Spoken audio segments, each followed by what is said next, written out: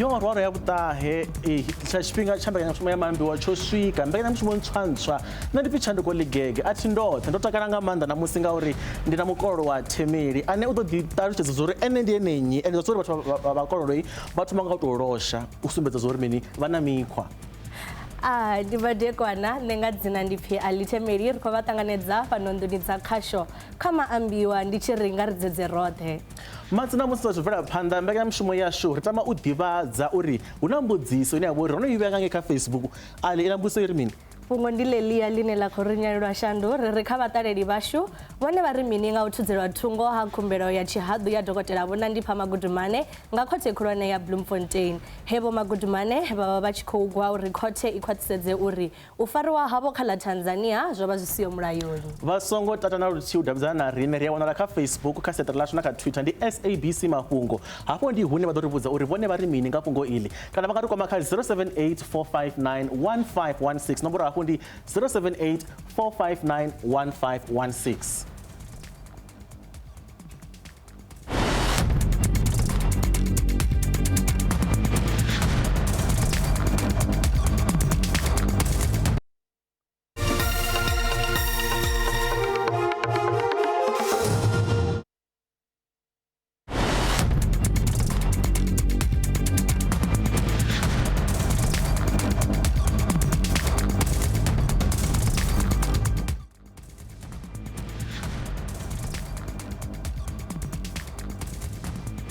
Yo rwaro ya vhutahe ihina tsha tshifhinga tsho swika mbekanyamushumo ya rero lindela ya Maambiwa yo swika na musi nṋe ndo takala nga maanḓa ndi pfi Tshanduko Ligegevha athi ndothe ndi na mukolo wa Themeli ane a vha uri sa vhakolo ḓa zwo ri mini vha na mikhwa vhathu ndi ngazwo ndi khou ri ṱhamusi kha mukolo wa Themeli u ḓo ḓivhadza nga u tou losha. Ndi madekwana nṋe nga dzina ndi pfi Ally Themeli ri khou vha ṱanganedza nḓuni dza khasho kha Maambiwa ndi tshi ri kha ri dzedze roṱhe.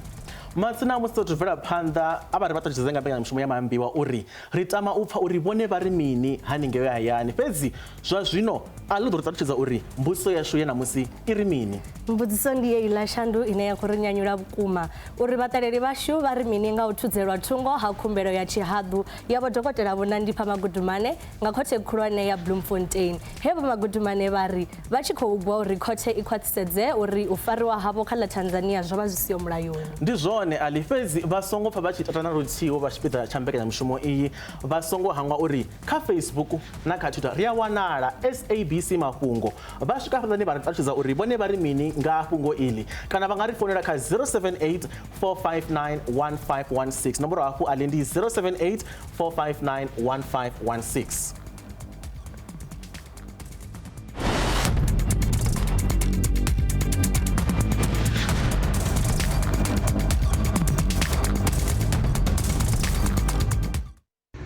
The SAPS sadly confirms the death of one of its investigators into the Tambo bested escape case. Mapholisa vho khwaṱhisedza lufu lwa pholisa ane vha vha muṅwe wa vhaṱoḓisisi kha mulandu wa u shavha dzhele ha Tambo Besta. Va ku va lava mali leyi a yi ri laha ka papa mara loko hi va nyika a va nga teki. Ntokoto Manuleke ane a vha ṅwana wa nedorobo wa kale wa masipala wa Collins Chavane o ṱanziela namusi nga zwo iteaho ḓuvha ḽe khotsi yawe vha vhulawa. Ho tou sala fhedzi maḓuvha a 43 uri hu thome mitambo ya tshiphuga tsha ḽifhasi ya Netball ngei Cape Town.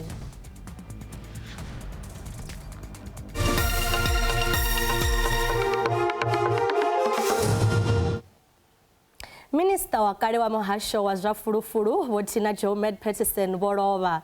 Vho vha vha minista wa muhasho u bva nga ṅwaha wa 2014 u ya kha ṅwaha wa 2017. Nga tshifhinga tshe vha ri sia vho vha vha muraḓo wa phalamennde ya ḽa Afrika Tshipembe he vha vha vha mudzula tshidulo wa komiti ya muhasho wa mapholisa.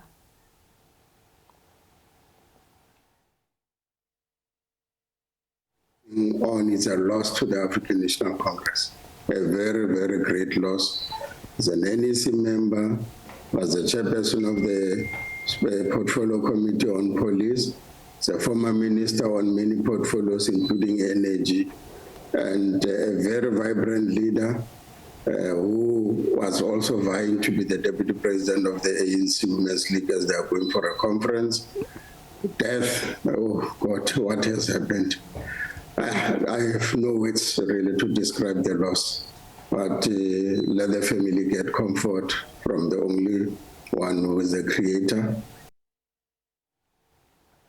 Richikobvera phanḓa mapholisa vho khwaṱhisedza lufu lwa pholisa ane avha muṅwe wa vhaṱoḓisisi kha mulandu wa u shavha dzhele ha Tambo Bester.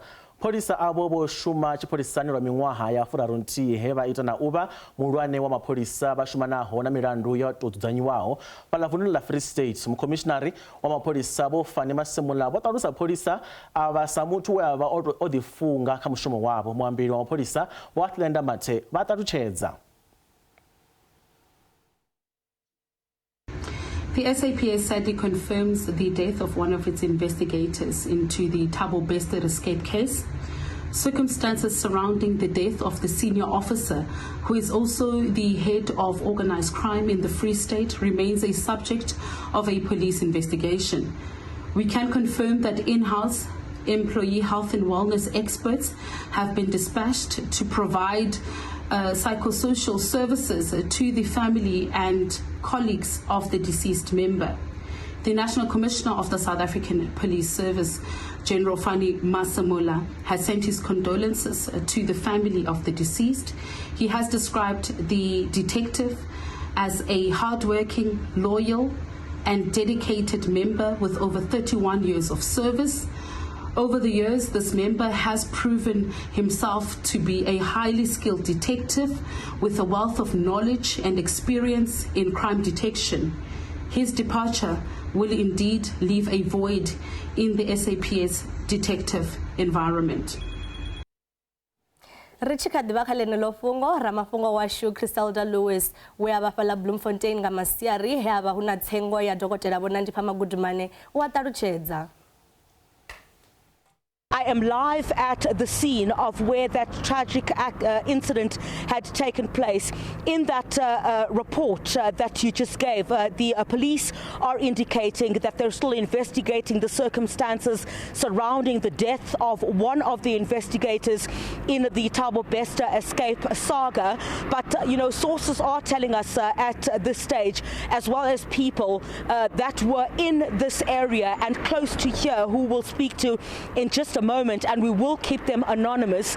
Some of them heard a gunshot, they say, going off, and they thought that there had been an accident that had taken place, but then they saw this entire area had been cordoned off, and of course that was when the pathology van was also brought through to this area. I'm really going to be very sensitive in how I handle this particular matter, Iman, in that you would see here towards me, here is what we understand from the bystanders here. This is what appears to be the window of a vehicle, and we're told from those who are stationed right here at some of the buildings in this area that this is the window as a result that came off the vehicle of the car that the investigating officer was inside. And we're not going to show you, Iman. Also, where we are stationed here, you could still see there are still some blood stains on the floor of where this incident had taken place. Of course, we had to drive around and try to confirm, you know, from various sources around this area where this might have taken place.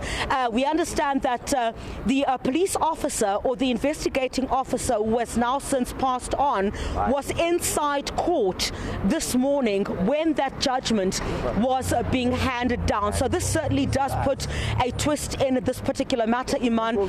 Right here where we're standing at the moment, you can still see remnants of the glass of the window from that vehicle, where we understand from people around here, while police of course say they're investigating the circumstances surrounding what had taken place, and of course are not giving much detail at this particular time, and understandably so. Of course, there would be those sources who would tell us, you know, that it's understood that the police officer had shot himself. Zwitshi kha ḓivha zwo ralo khothe khulwane ya Free State ngei ḓoroboni ya Bloemfontein yo tudzela kule khumbelo ya tshihadu ya dokotela Vho Nandipha Magudumana na mbadelo nga vhukati. Magudumana vho vha tshi khou ṱoḓa uri khothe i khwaṱhisedze uri u fariwa havho ngei Tanzania zwipfi a zwiho mulayoni. Magudumana ndi muṅwe wa vhaholelwa vha sumbe vhe vha fariwa malugana na zwine hapfi vho thusa uri muvhulayi na mutzhipi o wanalaho mulandu Vho Thabo Bester vha shavhe dzhele. Muhaṱuli vha khou tou bva u ṋekedza khaṱhulo namusi. In the present case, I have no hesitation in finding that the applicant was well aware at the time of her handing over of the charges that could be levelled against her upon her arrival in South Africa. She nevertheless consented to her removal from Tanzania to South Africa because she wanted to be with her children. At the very least, she had willingly acquiesced to her transportation back to South Africa. Based on the decisions of the Appellate Division in the cases of December and Mahala, to which I have referred, and which cases I am bound to follow, I therefore find that the application cannot succeed. I make the following order. The application is dismissed with costs, including the costs of 2 counsel where so employed by respectively the 1st to 3rd respondents and the 6th respondent. Zwazwino kha vha ri vha ḓisele vhupfiwa ha evho vhe vha ri ṅwalela kha siaṱari ḽashu ḽa Facebook nga murahu ha musi ro vha vhudzisa nge hayani uri na vhone vha ri mini nga ha u thudzelwa thungo ha khumbelo ya tshihadu ya dokotela Vho Nandipha Magudumane nga khothe khulwane ya Bloemfontein. Ri ḓo thoma nga mulaedza une wa khou bva kha vhone Vho Rabambani Peter Lufuno vha ri vhone vha bva Masakona vha ri nṋe ndi khou ri ahuna u fariwa lwo khetheaho ndi vhona vha sina mbuno. Ndi zwone Tshandu ri tshi khou fhirela phanḓa kha desku RT uri u bva nzhelele dopeni nṋe ndi ri khothe yo dzhia tsheo ya vhuḓi. Mulaedza wo tevhelaho a ri vhone zwo khou bva kha vho Mpho a Dzifani vha ri nṋe ndi vhona zwa uri a badele masheleni nga nṱha zwi songo tea. Ri tshi khou bvela phanḓa Mudzanani Mayoyo u bva ngei Lwamondo uri nṋe thi vhoni hu na zwo khakheaho vhunga khothe yo vhona zwo tea nda. Hu tonga ri na mulaedza wa u fhedzisela a ri vhone zwo ri u khou ḓa na nnyi a hu thuvha na tshanduko zwa musi uri milaedza yo fhelela hanefha kha fhungo ḽeḽi ḽa u bva ḽa khaṱhulo ya Vho Nandipha Magudumana ro livho nga maanḓa vhupfiwa havho a vha ise phanḓa no davhidzana na rine kha Facebook na kha Twitter vha songo hangwa uri siaṱari ḽashu ndi SABC Mafhungo. Ri tshi khou bvela phanḓa vha muṱa wa munna wa vhaṋe Vho Katlego Barengwe tshitumbu tshavho tshe tsha wanela dzhele tsho fhisiwa na vhone vho ḓo bva mulomo malugana na khaṱhulo ya ṋamusi khothe khulwane ya fhaḽa Bloemfontein khathihi na musaukanyi wa mulayo Vho Dikeledi Mweti. On behalf of Bareng family, we are very happy, very satisfied with the outcome or the judgment of today, and not surprised though, because from the onset, the way SABC and NPA had been handling the matter, it's beginning to show that justice is prevailing, and going forward, we think we will get justice at the end of the day. We are quite happy. I understand they are going to appeal the matter, or they're still going to consider that. However, I still maintain and believe that the truth will always be the truth. Black can never change to white, and white can never change to black. Basically, the court was relying on the notice of motion as well as the prayers that has been brought before this court. And we have to remember that when the application has been brought before the court, as it has to stand as it is. The applicant has to stand on his own notice of motions as well as their prayers. It cannot be changed without an amendment before the court. So the judgment that has came to the this court, it came in a sense that the notice of motion and the prayers, it was for them that what they are requesting, and they were relying on that because basically there are some loopholes on the affidavits that it has not been stated by the applicant before they came. So they relied on the judgment. Basically today it relied on their notice of motion and what they are praying for as the applicant for Nandipha Magudumana. According to me, there is no enough grounds to say that they're going to appeal against this matter. The thing that I believe that they have to do, as Dr. Nandipha to do today, is just to remember that she has suspended her bail application. Remember, there's still the agency on that she wanted to come home to see the kids, and there's an agency of her to work for her work. So she can just entertain now, go back to the magistrate court and entertain her agency of being released, which is a very important thing that she wants. She wants to be out of the prison. So she has to entertain, go back and entertain it, the bail application. Ri tshi khou bvela phanḓa zwi tshi tevhela u thudzelwa kule ha khumbelo iyo ya tshihadu ya dokotela Vho Nandipha Magudumane, ramafhungo washu Criselda Lewis o ḓo fara nyambedzano na muimeleli wa Vho Magudumana. Obviously, it didn't go away. We're going to be studying the judgment properly to have an understanding where, if there are any issues that perhaps we can take up. But where we are now, we're going to be taking instructions from our client, and we will also, arrange an urgent meeting with the legal team just to ventilate on a myriad of issues, coming from this judgment, so that it would be more of a mapping exercise, so that we are able to know if we will take the matter further. I understand that you might be headed to Kroonstad immediately to consult with your lawyers, with Dr. Nandipha Magudumane. Is that correct? Indeed, so. You'll be headed, right? Indeed, so. You kind of put it like you are likely to challenge this decision. Would you be heading to a higher court? Look, from where I am and with the reasons given in this judgment, one cannot rule out that possibility. One, for instance, the issue of the conduct of the respondents in receiving the applicant, our client. This issue is settled now. It is confirmed that this was a disguised extradition, and thus it talks to really the legalities involved in the process.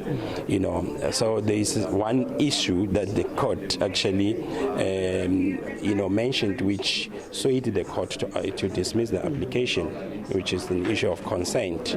It's an issue in our view which is it's a sticky point. It's highly contentious, and thus we'll zoom into these reasons and check if are they really aligned to the judgment in totality.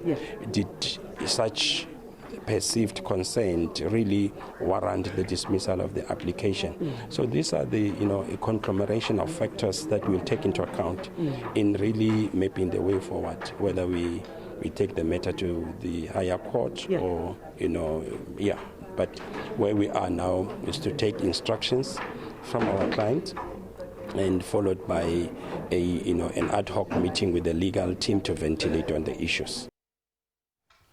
Fungo elinoni la khatholo ya Vho Nandipha Magudumane ndi fungo ḽine ḽi khou fhisa nga maanḓa fhano Afrika Tshipembe. Ro vha fulufhedzisa uri kha mbekanyamushumo ya Maambiwa ri dzhena tshidzikini tsha fungo. Zwa zwino ri kwamana na muḓivhi wa zwa milayo Vho Emmanuel Netshipise u bva fhaḽa kha vhoramilayo Mudau Netshipise attorneys. Vho Netshipise ri khou ṱanganedza kha Maambiwa fhano kha DTT. Kha musi a ri thoma to dzhena kha ḽi fungo ḽa uri vhone vha vhona dokotela Vho Nandipha Magudumane vha vha na mbuno na kana vha vhona vha vha zwi pfalaho na musi vha tshi isa khumbelo ya uri zwa u fariwa havho ngei kha Tanzania zwa siyo mulayoni. Ndikoliwa Vhahashi na vhaṱaleli. Ndi vhona ungari vho dokotela vho vha sa tou vha na mbuno ine ya fusha nga maanḓa musi ri tshi khou lavhelesa zwe muhaṱuli vha badekanya tsheo yavho khazwo zwa uri vho dokotela havha vho tou tenda uri vha ḓisiwe hafha hayani South Africa vha ri vha ṱoḓa hai na u wana tshikhala tsha u vhona vhana vhavho. Zwino arali vha vho zwi ḓivha uri vha vho tou tenda zwi amba zwa uri vha tshi ita he khumbelo vho vha vha si khou ita hu na ngoho kha zwine vha khou humbela zwone kha khothe ngauri vho vha vha tshi zwi ḓivha zwa uri vho tou tenda Vhahashi. Vhone Tshipise zwino ava vhathu inoni khaṱhulo ya kona u ri vhudza uri ndi zwifhio zwine ra nga zwi lavhelela musi ri tshi ya ngei phanḓa ya kona uri vha lu vhonela na uri ngei phanḓa zwi ḓo tou tshimbilani. Ndi khou livhuwa ndi vhona ungari musi ri tshi khou tsheka hei khaṱhulo hangeini ri tshi ya phanḓa zwine zwa ḓo lavhelesiwa nga maanḓa ndi zwa uri musi wo tenda u nga ḓisiwa kha shango kha musi kha hei case ḽa fhano Afrika Tshipembe u vha u kha ḓivha na pfanelo na dza u nga kona u pikisa u vhuisiwa hafha hayani uri u kone u imela milandu yawo. Ndi hezwo zwine zwa ḓovha zwi khou sedzeswa zwone Vhahashi. Vhone Tshipise vhone vha ḓivha nga ha mulayo vha ḓivha a tori zwithu zwinzhi nga ha mulayo lune ndi zwifhio zwine vha nga tsivhudza kana vha vhona unga ri ṱhamusi zwi nga vha khwine kana nḓila ine ya vha uri vhona ndi pha magudumana vha nga i dzhia musi ri tshi khou ya phanḓa.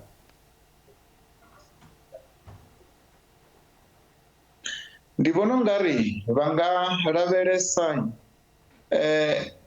kha musi tshikhala tsha uri vha humele murahu vha ite khumbelo ya u vhofhololiwa nga beiḽi. Ndi zwone zwine zwa nga vha thusa kha tshifhinga tsha zwino ngauri zwa zwino uri na musi ha nga itiwa khaṱhululo vha nga kha ḓi tshimbila zwavhuḓi a zwi tu vha na fhulufhelo. Ndi tshi khou sedza kha uri muhaṱuli vho dovha hafhu vha sendeka tsheo yavho kha dziṅwevho dza dzi khaṱulo dzine dzo no ḓi dzhiwa nga dzi khothe dza fhano Afrika Tshipembe zwine zwi a vha vhofha Vhahashi. Vhone Tshipise mafhungo ane a vhori ha takadzi na luthihi ndi a uri muṅwe wa mapholisa ane a vha uri vha khou ṱoḓisisa kha hounoni mulandu vho mbo ḓi ri sia izwi zwi kwama hani tsengo iyi kana mulandu uyu? Ndi zwithu zwine zwa sivhe zwavhuḓi nga maanḓesa kha shango ḽashu ri tshi sielana na mbonelelo yazwo. Fhedziha kha tsengo a zwi nga ḓi tou dinesa ngauri ano maḓuvha vhuṱanzi hoṱhe vhune ha vha vhu khou dzhiiwa vhu a swikelela hune ha vheiwa kha zwithu zwi no nga dzi laptop kana dzi computer zwine zwa amba uri muṅwe wa mapholisa u ḓo ḓi ṋangiwa a ḓi wana vhuṱanzi vhuhone hune ho no ḓivha hone a isa phanḓa na mushumo. Vhone Tshipise ro livhuwa nga maanḓa tshifhinga tshavho a vha madekwana avhuḓi masina avho ho vha hu vhone muḓivha zwa mulayo vho Emmanuel Tshipise u bva fhaḽa Mudau attorneys vha khou ṱalutshedza malugana na hounoni mulandu wa khaṱhulo yavho na ndipha magudumana. Zwa zwino Ali u khou bvelela mini kha Facebook? Ndo livhuwa nga maanḓa Tshandu. Zwa zwino kha ri lavhelese milaedza yavho vha ri rumela dzi video kha WhatsApp nga ḽeḽi fhungo ḽa u thudzelwa thungo ha khumbelo ya dokotela yavho na ndipha magudumane khothe ṋamusi. Enda ndi vhonga ro bva tshitanani ya vhakoma nṋe ndi vhona u thuzelwa thungo zwo vha tshi tou vha khagala uri ḓo thuzelwa thungo ngauri ha si na mbuno dzi no pfala zwine zwa nga sia vha tshi wana gundo. Ndi vhona uri vho ramilayo vha na khou emela vho dokotela magudumane vha khou tou ḓilela tshelede ngauri vha khou zwi vhona uri yo ḓalesa ngauri na zwithu zwine zwa khou itiwa khou zwi vhona uri zwi nga si konadzee. Khothe yo dzhia tsheo yone zwi tou sumba na uri mulayo u khou shuma. U thuzelwa kule ha khumbelo ya vho dokotela na ndipha magudumani na khothe khulwane ya Bloemfontein zwi tou ḓi sumba uri mulayo washu wo khwaṱha u khou shuma ngauri vho tevhedzela maga oṱhe musi vha tshi fariwa nahone vho fariwa nga mapholisa a Tanzania. Mapholisa a fhano Tanzania vha founela mapholisa a Afrika Tshipembe vha ḓa vha vha tevhela vha vha dzhia.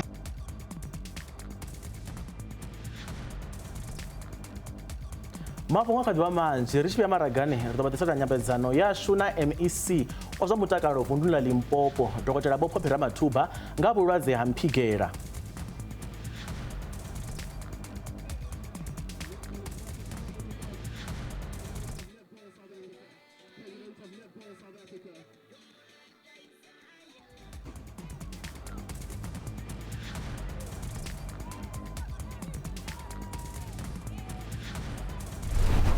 vha ḓi baḓekanya na SABC News kha vha ri kwame kana vha ri lume nḓevhe musi wo ṱaha mafhungo hune vha vha hone kana thaidzo dzine vha ṱangana nadzo vhuponi ha havho kha vha ri founele kha 011 714 6133 kana vha rumele email kha news@sabc.co.za. SABC News ipfi ḽavho yo ḓiimisa nga yoṱhe nahone a dzhiisila.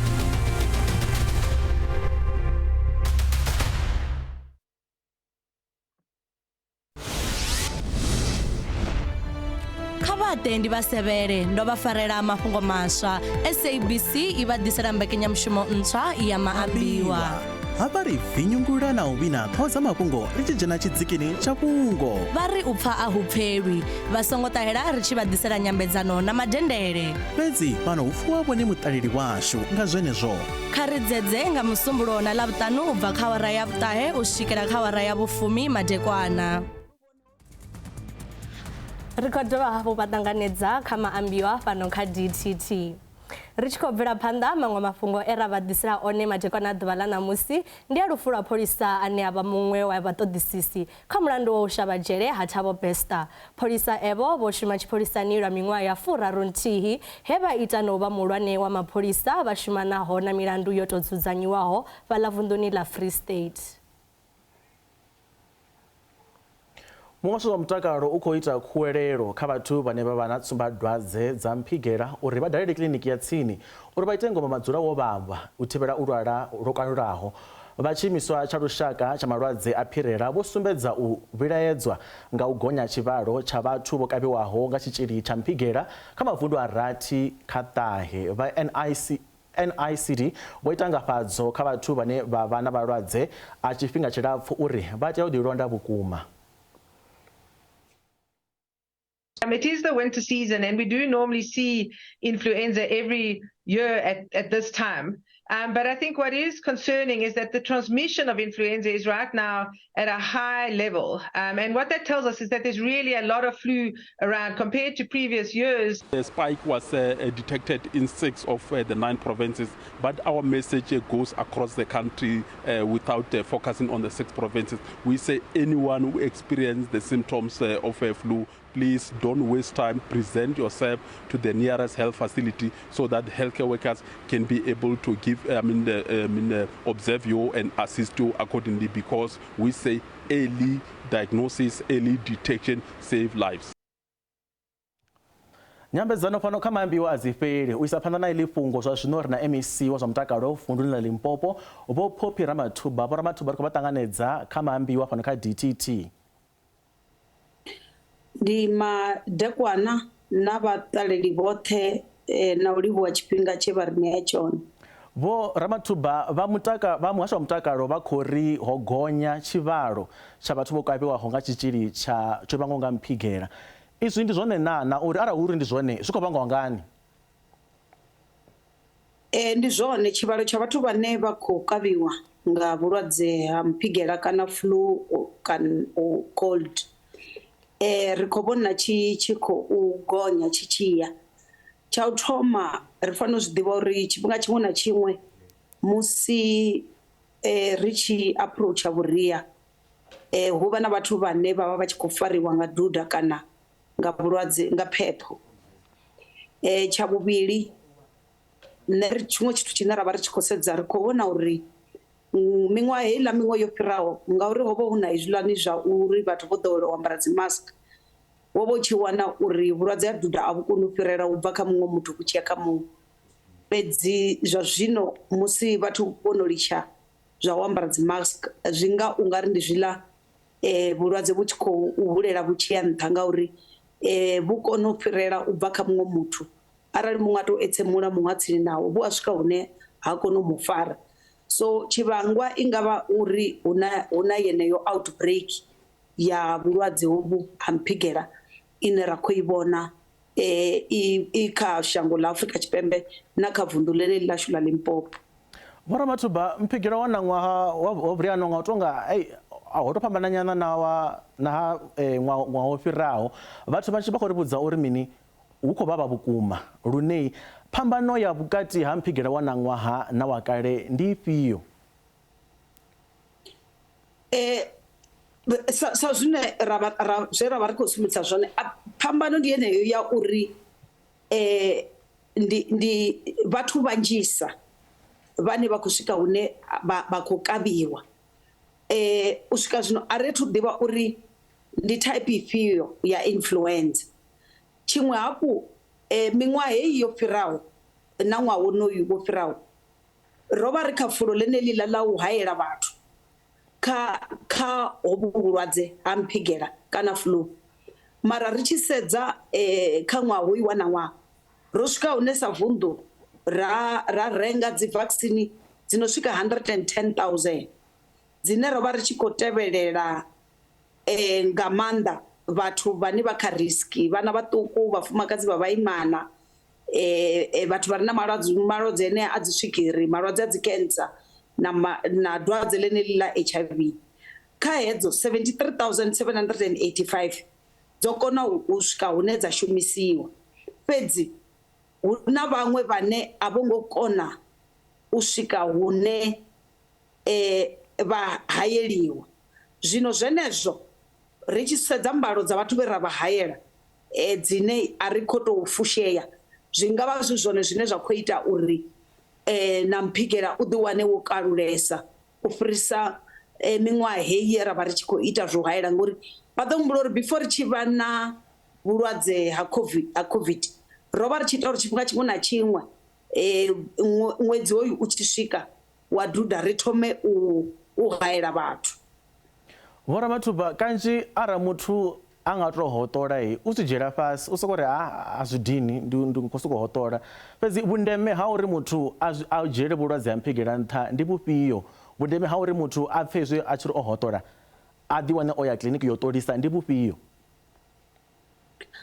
ndeme khulwane ndi uri ri fanela u ḓivha tsumbodwadze dza vhulwadze ha mphigela tsha u thoma zwine ra fanela u thoma u zwi ḓivhesa even before tsumbadwadze ndi u ḓivha uri mphigela i u farisani i vhangiwa nga mini zwine ra vha ri tshi khou sumbedzisa kha vhathu uri tshenetshiḽa tshitzhili tshine tsha vha ndi tsha influenza tshine ri na dzi type dzo fhambananaho hune ra vha na dzi type A henefhaḽa na dzi type dzedziḽa dziṅwe dza vha tshi dzi vhidza uri ndi dzi swine flu zwine arali muthu a wana muṅwe muthu a tshi khou etsemula kana a tshi khou hoṱola a tsini naye ho mu fara hovhu vhulwadze na ene vhu a swika hune a mufhirela ngori ndi vhulwadze vhune ha vha uri ndi ha phirela u bva kha muṅwe muthu tshi ya kha muṅwe zwino musi arali muthu a zwezwo a tshi khou vha na mufhiso ngauri hone hu vha na mufhiso ha vha na u thivhana ha dziningo vhaṅwe vha etsemula vhaṅwe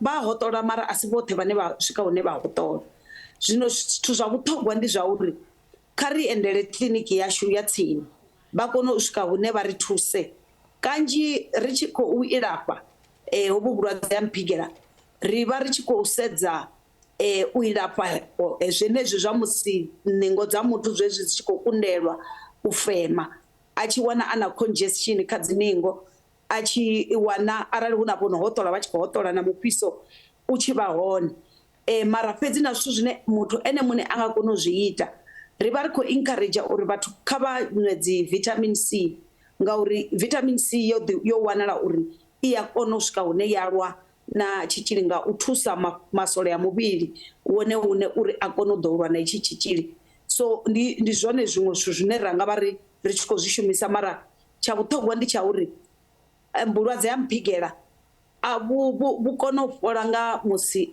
muthu u tea u awedza muvhili hezwiḽa zwine ra ri ndi bed rest arali muthu ono shuma u fanela u tendeliwa a awele kharali hu ṅwana muṱuku na ene ri fanela u lingedza uri ri mu ise kiḽiniki a thusiwe kha u ilafha dzi tsumbodwadze hedzi nga maanḓa mufhiso hoyu wawe na mini mphigela a u ilafhiwa nga dzi antibiotics kharali vha vhona dokotela khamusi o vha prescribela antibiotics tshiṅwe tshifhinga u vha a khou tou shavha uri vha nga wana yo no goḓombela i tshi vho fara pneumonia a tshi khou kona u khavara zwenezwo ngauri mphigela hoyu flu ndi virus iva dzi antivirus dzi hone dzine dzi nga kona u swika hune dza vha thusa musi vha tshi fariwa nga uvhu vhulwadze khombo yazwo u ḓa kha phindulo ya zwe vha vhudza uri khombo ya musi wa dzulela ngomu wa si swike hune wa ṱoḓa thuso ndi ifhio nga maanḓa ri tshi khou sedza kha vhana vhaṱuku arali ṅwana muṱuku o farwa nga mphigela ra si kone u muthusa u a swika hune a lovha ngori hana masole a muvhili o khwaṱhaho ane a nga lwa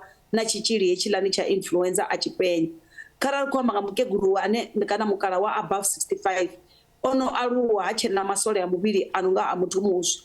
Ri tshi khou amba nga muthu a re na vhulwadze ha swigiri kana dzi cancer kana malwadze enea a dzi chronic o fhambananaho, arali a sa swika hune a ilafhiwa musi o fariwa nga mphigela a nga swika hune a ri sia fhano shangoni. So zwino mphigela u khombo nga maanḓa, hu na vhakegulu na vhakala vhanzhi vho no ri sia ṅwaha muṅwe na muṅwe nga ṅwambo ya vhulwadze vhonovhu ha mphigela. Ndi ngazwo ṅwedzi ṅwaha muṅwe na muṅwe nga itshi tshifhinga ri tshi bva fulo ḽa u tevhelela vhathu uri kha vha tende ri vha hayele, ri tshi vha hayela for hovhu vhulwadze ha mphigela. Kha musi mbuso yo fhedzisela ndo pfa vha tshi khou amba nga ha vitamin C, zwa zwino ndi khou ḓa kha vhone sa dokotela, ndi zwifhio zwithu zwine nda nga zwi shumisa nne ndi hayani, hezwa zwine nga tshiisimane ha pfhi home remedies? Vhathu vha amba nga dzi garlic, vha amba nga zwikavhavhe, fhedzi nne ndo dzula hayani ndo farwa nga mphigela, ndi nga ita mini? Ndi zwone zwe ra sumbedzisa uri kharali ri na vhulwadze hovhu ha mphigela, tshihululu zwenezwo zwine ra vha ri tshi khou ita uri ri ḓi thuse nga mufhiso nga maanḓa. Arali ro sedza vhana vha vha tshi wana vhaṅwe vhana vha vha na mufhiso uno swika na 40 degree, ri fanela uri arali ri na kha musi panado henefho hayani ri swike hune ra muthusa ṅwana uri mufhiso u vhe u tshi kona u tsa fhasi, ngauri mufhiso u mbo ḓivha wa khombo nga maanḓa, uri ri kone u thivhela uri ṅwana a songo swika hune a vha na hezwiḽa zwine ra ri ndi dzi seizures, zwiḽa zwine zwa fara vhathu vha vhulwadze honovhu upfhi ndi mini, ndi tshifakole kana ndi mini, hu ha epilepsy. Dzi seizures ndi zwone zwiḽa zwithu zwine zwa vha zwi tshi khou itea kha vhana. So ndi ngazwo ri tshi khou ri ṅwana arali a thoma u vhuya a vha na mufhiso, ri nga fhungudza mufhiso nga u mufha yeneyo panado kana u iwe muthu muhulwane. Mara zwine ra vha ri tshi khou ambelela ndi uri vhathu kha vha ite uri vha ye kiḽiniki, ngauri wa thoma u funza vhathu uri ni nwe mini na mini, ni na flu, a vha tsha ya kiḽiniki. Zwino tsumbo dwadze dza vhulwadze hovhu ha mphigela a dzo ngo fhambana na maṅwe malwadze. Zwino ndi ngazwo rine ri tshi prefera uri arali vhe na vhulwadze vhuṅwe na vhuṅwe kha vha ite uri vha ye tshibadela tsha tsini kana kiḽiniki yavho ya tsini. Mara zwezwo zwe nda sumbedzisa uri ṅwana kana muthu muhulwane u a swika hune wa thivha na ningo, ri nga u thusa nga zwithu zwino ita uri zwi thivhulule dzi ningo. Arali i mafhungo a mufhiso, u bva ṅwana a hayani kha fhiwe panado, ri vhone uri mufhiso houḽani kana u a tsela fhasi, ri tshi khou ḓi mu isa haningei kiḽiniki. Arali ri na dzi vitamin C, kha ri inwe hezwo zwa dzi vitamin C. Hezwi zwiṅwe zwino ambiwa zwa miṅwe mishonga vho nne a ri athu swika hune ra to ri khou vhala dzi research dzino khou uri kha ri ite zwenezwo. Mara zwine nda tou hanana nazwo nga maanḓa ndi musi vhathu vha tshi dzhia vha mbo ḓi vha madokotela vha thoma u ḓi self treater. Kha vha ri ndi sumbedzise hafha uri vhaṱaleli vhavho vha kone u pfhesesa uri why ndi tshi khou amba ngo rali. Musi ri tshi vha na dwadze ḽa malaria, muthu a na dwadze ḽa malaria u vha na mufhiso une u nga swika kha 38 kana 40 degree.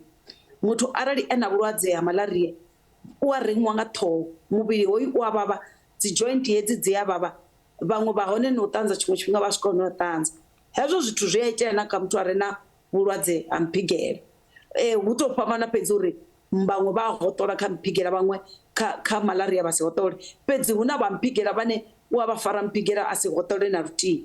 Zwino arali vha thoma u ḓi treater vhone vhane vho dzula hayani, vha sokou nwa dzi panado, vha nwa dzi vitamin C dzenedzo, vha tshi khou treater ungari vhone vha na mphigela, vha swika uri hovhuḽa vhulwadze ha dari ha malaria ha sa treatiwa within 24 hours, vhone vha nga swika hune vha ha complicate ha cerebral malaria, vha tshi swika hune vha lovha. Zwino ndi ngazwo ri tshi ri kha vhathu arali ro balelwa u thivhela malwadze, ri songo ita uri musi hono ri fara vhulwadze ri rine vhane ri nga kona u ḓi treater. Zwine vhuḓifhinduleli ha muṅwe na muṅwe a vha nazwo ndi ya uri kha ndi thivhele vhulwadze uri vhu songo mpfara, kha ndi thivhele mphigela uri vhana vhashu vha songo tamba phephoni, vhana vhashu vha ambare zwiambaro zwa warm, vhana vhashu ri vha fhe dzi vitamin C kana dzi multivitamins. Zwenezwo ndi zwo no kona u thivhela uri malwadze a songo vha fara. fhedzi malwadze avho ya swika hune a vha fara ndi vho ḓi gidimela kiḽiniki ya tsini. Vho Ramathuba ndati khou reila mbudziso ndi yo fhedzisela fhedzi hu na iṅwe ine ya vha uri wa wana u khou farwa nga mphigela nga tshifhinga tsha tshilimo zwi vha zwo vhangwa nga mini na uri hu tou nga ri vhathu vhanzhi vha dzhiela u vhulwadze ha mphigela vhuria fhedzi vha ita zwa u ḓitsireledza nga vhuria fhedzi nga tshifhinga tsha tshilimo ndi zwifhio zwine vha nga zwi ita u ḓitsireledza? Zwine ra fanela u zwi ḓivha thiri mphigela a u vhangiwi nga uri ndi phepho fhedzi kana ndi mini. Mphigela zwa zwithu zwe nda sumbedza uri ndo sumbedza uri ndi vhulwadze vhune vhuvha vhu tshi khou vhangiwa nga tshitzhili. Zwino hetshi tshitzhili arali tsha swika hune tsha u fara kana hu tshilimo u ḓo fariwa nga mphigela kana ndi yeneyo type A heyo ya hone ya influenza i ḓo u fara arali ya vhuya ya u fara u ḓo kona u swika hune wa fariwa nga vhulimi. I tou vha uri hetshi tshitzhili hetshi tsha mphigela strain tsha hone tshi kona tshi seasonal kana tshi ḓesa nga hanefha vhuria hone kana tshi tevhelela na phepho. Mara vhathu arali tshi sedza maḓuvhano hezwiḽa zwine ra zwi vhidza uri ndi dzi climate change zwine zwa vha zwi tshi khou ri affecta nga maanḓa na zwone zwi a ita uri hetshi tshitzhili tshi swike hune na henefha vhuria tshilimo kana mvula yona tshi swike hune tsha vha fara. Vho Ramathuba ro livhuwa nga maanḓa tshifhinga tshavho amasinavho ndi vho MEC vha zwa muhasho wa mutakalo ngei kha vundu ḽa Limpopo u Phobira Mathuba vha tshi khou ri ṱalutshedza zwinzhi nga ha vhulwadze ha mphigela he ha gonya ali o zwipfa uri hezwinoni musi muthu ana mbonela a tshi khou vhona uri ṱhamusi u khou lwala vhulwadze ha mphigela a si mafhungo sokou kha Google a swika sokou lavhelesa uri mini ndi mini ngauri ndi zwine zwa ita uri mini ri vhe na u tshuwa nga maanḓa ngauri ri khou ita madokotela nga riṋe vhane fhedzi nṋe ndo fhedza a ri se phanḓa. Khamusi ndi tshi nga to engedza uri eḽo ḽo vha fhungo ḽa ndeme vhukuma vhukati havho MEC na Tshandu ndi ḽa ndeme vhukuma uri vhathu vha ḓivhe nga ha vhulwadze uvhu ha mphigela. Ri tshi khou bvela phanḓa vhabveledzi vha ṋama ya khuhu khathihi na makumba vha khou ṱuṱuwedziwa uri vha khwaṱhise maga a tsireledzo bulasini dzavho. Izwi zwi khou tevhela u ṱaha vhulwadze ha mphigela wa zwinoni bulasini mbili vunḓuni ḽa Western Cape. Mphigela uyu wa zwinoni u khou sia hu na mbilahelo dza uri hu nga vha na ṱhahelelo ya ṋama ya khuhu khathihi na makumba nga murahu ha musi zwiṅwe zwibveledzwa zwi re na tshivhalo zwo humisiwa mavhengeleni vhege yo fhelaho. Vhabveledzi na vharengi vho eletshedzwa uri vha songo vhilela nga vhulwadze uhu ho ṱaho ha mphigela wa zwinoni hune zwa zwino vho no ḓibvisa tshiṱoko tsho kwameaho tshi re mavhengeleni khathihi na u tshinyadza zwiṅwe zwibveledzwa zwo kwameaho. We've had a high pathogenic avian influenza outbreak in the Western Cape. We have 2 farms that are affected and 5 sites affected, one in the George Neisner area and one closer to Cape Town. If we look at the outbreak, what we do in the case of an outbreak is that we quarantine the site. All the product is destroyed on site. The birds are culled on site. Eggs are disposed of on site, and therefore no product will leave the farm whatsoever. This was an infection from wild birds to poultry. Na hu tshipfi tshitzhili itshi a tshi fhireli kha vhathu vhulwadze uhu ha mphigela wa zwinoni hu kha ḓi bveledzisa vhanzhi kha nḓowetshumo iyi. Since the outbreak of avian flu in the Western Cape, thousands of layers died, which impacted on egg production negatively. Currently, all eggs distributed in the market are 100% safe for human consumption. All farms infected with avian flu, all the layers and eggs may not leave the farm and must be disposed of. To our knowledge, no person in South Africa has been infected by avian flu through chickens or their eggs. Ṱhoḓisiso dzi khou bvela phanḓa u wanulusa vhubvo ha mphigela wa zwinoni. Vhafuwi vha dzikhuhu vho humbelwa u engedza maga a tsireledzo u thivhela u bvela phanḓa ha vhulwadze uhu. vhorabulasi na vhathu vho ḓiimisaho nga vhoṱhe navho vho humbelwa uri vha vhige nga tshihaḓu kha zwiimiswa zwi ṋetshedzaho dzilafho ḽa zwifuwo zwa nga tsini musi mpigela wa zwinoni wo ṱaha vunḓuni ḽa Western Cape vha muvhuso vho dzula vho lavhelesa. kha vha ḓibadekanye na SABC News kha vha ri kwame kana vha ri lume nḓevhe musi wo ṱaha mafhungo hune vha vha hone kana thaidzo dzine vha ṱangana nadzo vhuponi ha havho kha vha ri founele kha 011 714 6133 kana vha rumele email kha news@sabc.co.za. SABC News ipfi ḽavho yo ḓiimisa nga yoṱhe nahone ai dzhii sia.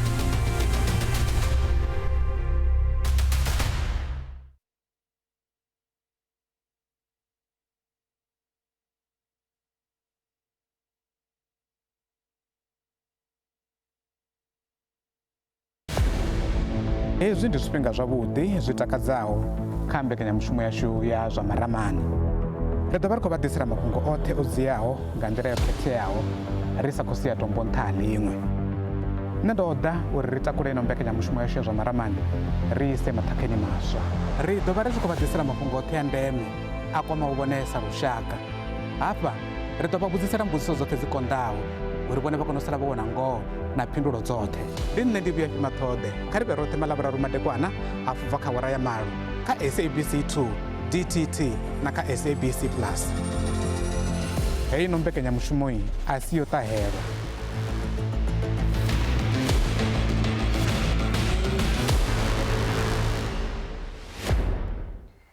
Zwa zwino ri bvela phanḓa na u vha ṋetshedza mbekanyamushumo ya Maambiwa fhano kha chanele ya DTT. Mathina madikwana ḓuvha ḽa ṋamusi ro vha ḓisela fhungo ḽa vhulwadze ha mphigela hune muhasho wa zwa mutakalo wo ita khuwelelo kha vhathu vhane vha vha na tsumbadwadze dza mphigela uri vha dalele kiḽiniki dza tsini uri vha ite ngoma madzulo wo vhamba u thivhela vhulwadze uvhu vho kalulaho. Ro ita na u vha na nyambedzano na MEC wa mutakalo ha Limpopo Vho Phophi Ramathuba.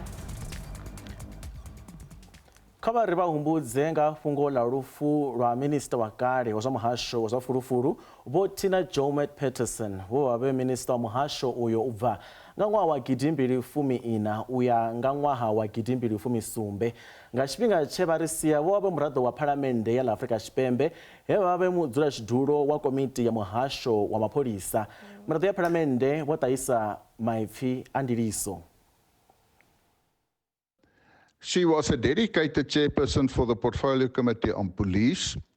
She did not shy away to give sharp criticism to the senior and top management of the police service members who did not thoroughly answer on questions raised. And she always wanted it back in writing because she believed in accountability. She was a true leader who never favored because of organization, but who treated us the same in the committee because she was the chairperson of the Portfolio Committee on South African Police Service. I am deeply saddened by this sudden death of Honorable Peterson. The untimely passing of one of South Africa's seasoned politicians and lawmakers was a great loss not only to the family and her political party, but the nation, which she has served in various capacities over the years. She will be remembered as an astute politician who used her skills, talent, and knowledge to advance the legislative work. She exuded great energy, passion, and goodwill, and was not afraid to speak her mind. I always think you should assess some person's life based on the whole analysis of their life, not pinpoints in it. She had been dogged by some scandals, but I think that certainly in recent years she had come back to Parliament, no longer serving as a minister, but really quite committed to the institution. And I just simply hope that we are able to retain people who understand how important Parliament is, particularly on things like the Lady R and on holding government to account, and that those skills are there because that's exactly what the people need us to be doing, regardless of party, we should all, whether we're in the ANC, the EFF, the IFP, or the DA, should be there performing that oversight role to hold the executive accountable. And certainly, I think that her initiatives and efforts in the last little while have certainly been appreciated and noticed. Khothe khulwane ya Polokwane yo bva vhuṱanzi u bva kha ṱhanzi ya mato ya vhusiku he meyara wa masipala Collins Chabane vho Moses Maluleke vha vhulawa hayani havho nga ṅwedzi wa Fulwana mahola. Ṅwana wavho Maluleke wa Mthanga ano pfi Ntokoto Maluleke o thuntshiwa a huvhala uvho vhusiku. O ḓo ṋetshedza vhuṱanzi khothe sa ṱhanzi ya vhuvhili ya muvhuso kha tsengo ya u vhulahelwa vhathu vhaṱanu vha bulaelwa khotsi yawe. Ntokoto o vhudzisa arali na ngoho tshipikwa ho vha hu hombodza ndaka. Geta ka na yi tirha hi remote siku leri a yi nga le ku tirheni hi remote hi mhaka ku ri a ku ri na gezi mara gezi leriya a ri nga le ku tirheni hi mhaka swilo swi nga endliwa mara a ku ri na gezi mutini mara gezi a ri nga ri kona. A va ku va lava mali leyi a yi ri laha ka papa mara loko hi va nyika a va nga teki. Swigevenga leswi swi zame ku la ku tsutsuma ivi va swi vona ku ri hi mhaka ku ri hi va vonini mina na papa va sungula ku xuta.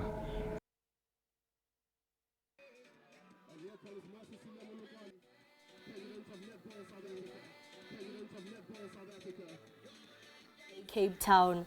Timu ya lushaka ya fhano Afrika Tshipembe ya dzi Proteas I khou ṱoḓa u thuba tshiphuga itshi tsha ḽifhasi lwa u tou thoma kana u wana yo bva vhuimo ha vhuvhili.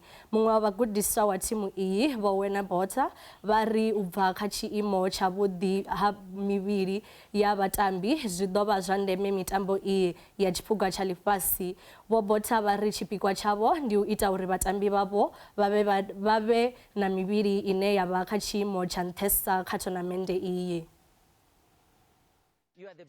Timu ya lushaka ya vhafumakadzi ya dzi Proteas I ḓo vha nga fhasi ha mutsiko uri tube kha muṱaṱisano wa tournament ya tshiphuga tsha ḽifhasi kana u swika zwo kha makhalotshelo a muṱaṱisano. Miṅwaha mivhili yo fhelaho yo ṱoḓa u thuba muṱaṱisano uyu ya ṱoḓa u thuba mendelo wa bronze. Timu ya dzi Proteas yo kundwa nga timu ya England ye vha ya swela vhuyeni ha fedza muṱaṱisano kha vhuimo ha vhuṋa. Timu yo ḓo thuba mendelo wa bronze na silivele nga ṅwaha wa 1967 na 1995. Timu ya dzi Proteas nga fhasi ya mugudisi Vho Wena Botha vha ri timu I ḓo tea u ḓifunga uri I shume zwavhuḓi kha tournament iyi. We have to see our position as well, where we need to get the players as well. I mean, what's that extra 1% we can give the players to make them better than our position. So, I mean, there's definitely some testing that we needed to do to see where the players are at the moment. So, of course, to design the program as well and to see where it improves as well. But I think at the end of the day, it's so short time. We needed to see what's the small things that we could change as well. And as I mentioned, I mean, if you get a team as well and they believe in what you do, you can get the players where they want and understand the objective and the outcome where you want to go with it. Timu ya fhano ya Afrika Tshipembe I ḓo vha kha tshigwada tsha Pool C hune ya ḓo livhana na dzi Wales, Sri Lanka khathihi na timu ya Jamaica. Vho Wena vha ri timu ya dzi Proteas I khou tea u vha yo lugela tshoṱhe uri I ṱaṱisane na dziṅwe thimu kha muṱaṱisano uyu. You need to be physically strong. I mean, some positions you move a lot around on the court as well. So you need to have the fitness levels. If we think it's an hour and quite intense, jumping around, landing as well. There's a lot of force going through the body as well. And I think playing that means 7 matches back to back as well. I mean, it's going to be important for them to be fit as well and who can recover the quickest. And that's going to be all depending on how did you train during the year, not just on the court, but in the gym as well. Mugudisi Vho Wena vho ḓivha vha tshi khou gudisa thimu I lwa miṅwaha I re na tshivhalo phanḓa musi vha tshi wana tshikhala tsha u vha tshipiḓa kha vha muṱaṱisano ya ḽifhasi. Naho zwo ralo musi vho wana tshikhala itshi a vho ngo vhuya vha lamba u vha tshipiḓa tsha muṱaṱisano uyu. I think it's any person's dream to be in that position, to be able to represent your country. It's not an opportunity that comes that often. So, and especially having it in South Africa, I think it makes it so much more special. And I don't think it will ever, or maybe in my lifetime, probably not happen again. So I think that makes it more exciting to be able to be #1 in the world, and if we can do it in our country as well. Lu ḓo vha lwo tou thoma tournament I tshi khou farelwa kha dzhango ḽa Afrika u bva tshe ya vha hone nga ṅwaha wa 1963. mugudisi vho wina vha ri tournament iyi fano hayani zwi ḓo ṱuṱuwedza vhatambi nga nḓila yavhuḓi. Pressure is going to be there. I think the girls will know when it's all that hype building up towards the World Cup as well. But I think it's going to give them that advantage as well, being in a closed arena, and as well, and you have that local support. Your family is there. I think it's going to be a big advantage for our players. Muṱaṱisano wa ḽifhasi u ḓo takutshedza nga ḽa 28 ḽa Fulwana u swika nga ṅwedzi wa Ṱhangule. Aiwa Martina ndi zwenezwi zwe ra vha ro farela zwone namusi nga Musumbuluwo kha mbekanyamushumo yashu ntswa ya Maambiwa. Tshandu ari honese. Nṋe mbekanyamushumo ya musi yo mpfara zwavhuḓi nga maanḓa. Mbekanyamushumo ya tou thoma ya Maambiwa ende tshine tsha khou ntakadza nga maanḓa ali ndi tsha uri vhaṱaleli hangei vho davhidzana na riṋe ro livhuwa nga maanḓa vhupfiwa havho he ya ita uri ino mbekanyamushumo ya Maambiwa ya thoma i tshimbile zwavhuḓi. Ndi zwone. Ḓo ṱangana riṋe abe? Nga Lavhutanu. Abe na riṋe nga Lavhutanu. Nda.